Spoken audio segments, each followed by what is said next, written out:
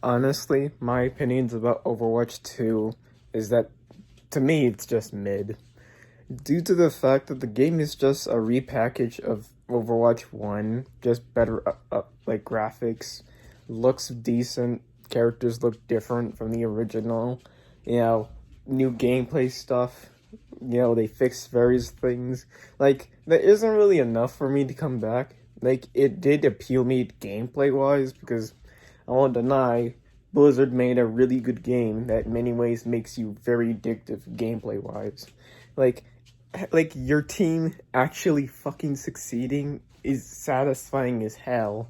Like it gives you an orgasm when you actually work together as a competent team. But the problem morally with it is that the developers scrapped and abandoned it. Like they constantly worried about if the characters are balanced.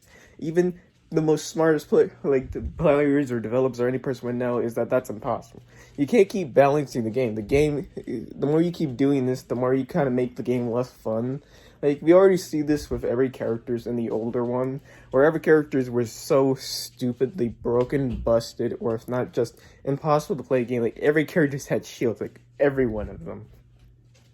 It made the game really impossible to really play due to the vast quantities of shields or the constant nerfs of various characters. Hanzo used to be very viable until they fucking nerfed him to the point where he's unviable. Like it pissed me off because I loved Hanzo. Like I won't deny it. I ride on his dick constantly.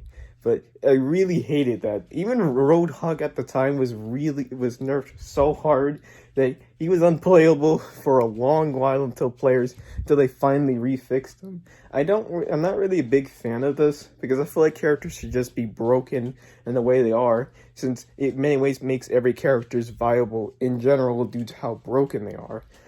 Widowmaker is broken because she can basically one-shot or kill one-shot players or damage them health really quickly. Other characters are broken for this and that, and it creates its own type of balance because if everyone's broken, then no one is. And it makes the match very tricky because every person would know if they get this specific character, someone's going to get another powerful character to counteract that one.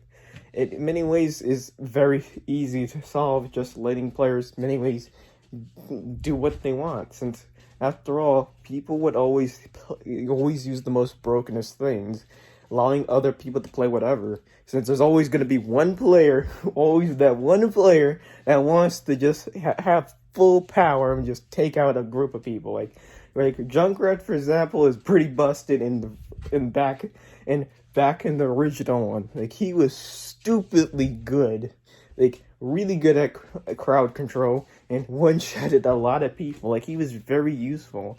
Like a lot of people will constantly use very powerful heroes, making it a very even fight because no one else would ever choose. No one else would like there's always going to be one group of player that always has a powerful hero in each team, allowing every person to play whatever, since after all things balances out. But the new one, it's at least they fixed the issue and it's more viable now, and I'm happy. Though I do worry that they might do the same as the original, which to me is very concerning if that does happen, since after all we know they're going to keep introducing more heroes, and that is very evident with the new one.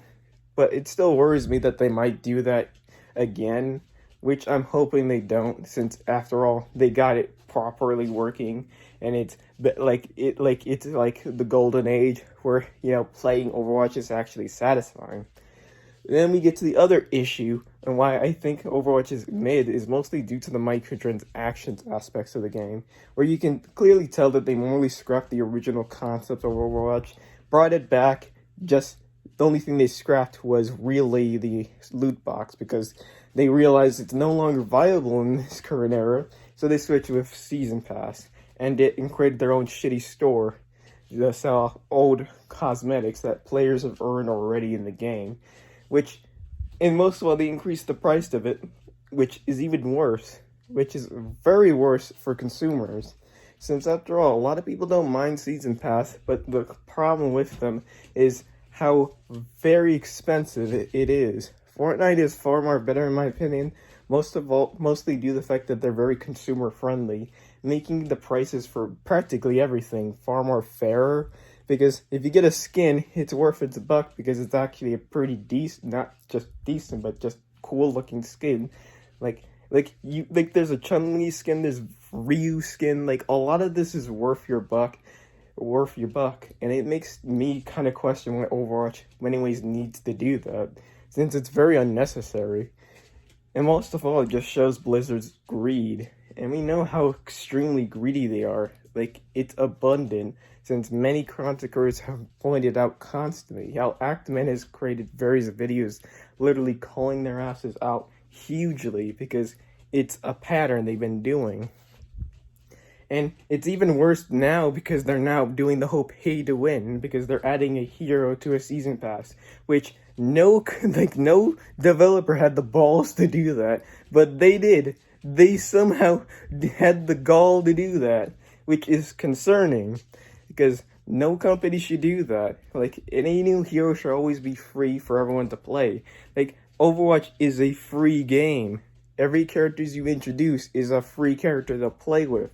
Apex Legends has every characters they have introduced as free.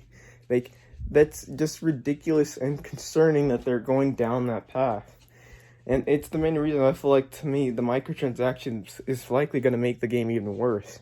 Not just that, there's also a bigger concern when it comes to PvE and progression.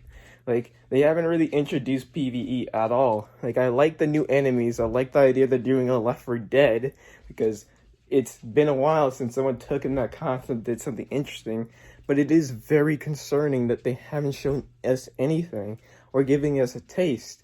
Hell, when it comes to the holiday events or whatever, they haven't really introduced anything else with it.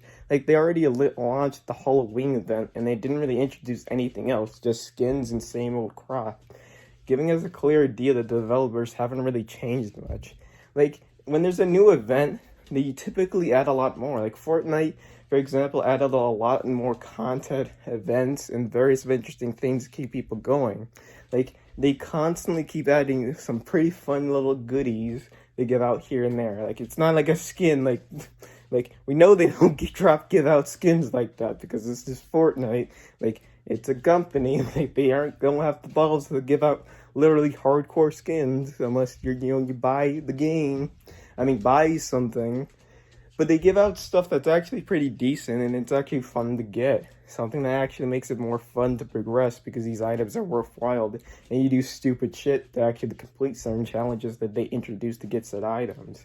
When it comes to Overwatch, I generally don't worry when it comes to the progression system because it might go down like Halo Infinite. Halo Infinite's progression system is just very annoying, tedious, and not fun. You don't really get anything interesting once you complete them. Only when they feel like giving you a special event to get something cool, which isn't satisfying at all, and that's problematic. Like, you need stuff like these types of stuff to keep people around. Like, they did that when it came to the whole, like, getting a new skin, and that was cool. They could get a new skin for completing, like, all, like, 3 matches, getting 3 wins. Like, that was cool, but I feel like there could have been more. I feel like that could have been cool if they added a prestige system, where if you actually do, in many ways, increase your rank, you can prestige even further, allowing you to do more, like, cool stuff or something. Like, Call of Duty did that. They can get players to more invest in the game, and to unlock pretty nice stuff, for many ways being very, like, loyal to this game. We'll keep playing it over and over. Or add unique challenges that are hidden in the game that the developers never really tell its consumers, and get players to be more adventurous and discover more the little secrets in the game, making it more interesting since you add it on each new update. Like, that would be cool. But no, they didn't do that. It's just the same, and it's honestly pretty concerning. And not just that, when it comes to, say, just that, it's just, I don't know. It's just, to me, Overwatch 2 had a chance and an opportunity to do more. And when it comes to outside of it, like we know deeply they have the opportunity to expand more, like introduce a show or a comic or expand the story. Like a lot of this has kind of killed it in a lot of people's eyes. Like they kind of are bringing it back with the animation shorts, but to me, they need to try better. They need to expand more. Like CD Projekt Red, like single-handedly saved their RP by making Cyberpunk Edge Runners, which is very good, and it also shows people why there's a lot of fans that still stays with the series. And if they can do something like that and to give this series a breathing breath to come back and get more people invested in it than just gameplay wise, then yeah, I feel like the series can be outside of mid and just perfect because it actually adds more variety than just gameplay, this and that, but actually expanding more to it. Like the series had every opportunity to do stuff like this, like make more comics, like create the shows, expand their characters with interesting little lore and stories, new gameplays, this and that. But no, they haven't really done that. It's kind of reason why I have little faith for the PvE because, in all honesty, with what Blizzard is now, it's honestly concerning. Not concerning, just disappointing, or whatever word you want to use for what Blizzard is. With the controversies, the allegations, the greed, and not making a product that's genuinely worth our time, it's just very hard to have hope with this game. The only thing I will say that is good is that it's free.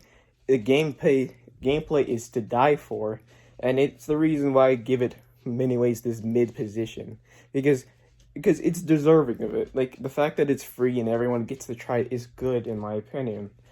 I never played it, mostly due to the fact that you have to do the whole BattleNet shit, and I'm not a fan of that because I'm a lazy American, and I'm honest about that.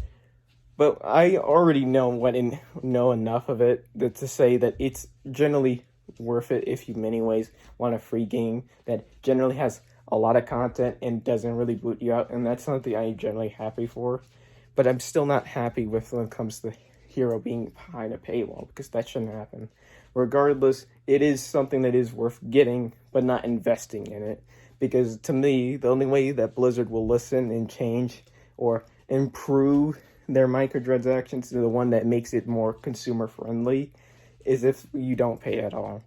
The best way a company will listen is with money, not doing anything or counseling or anything. Money speaks louder for corporations, and without that, they can't really expand or make more games or anything. But that's just my opinion.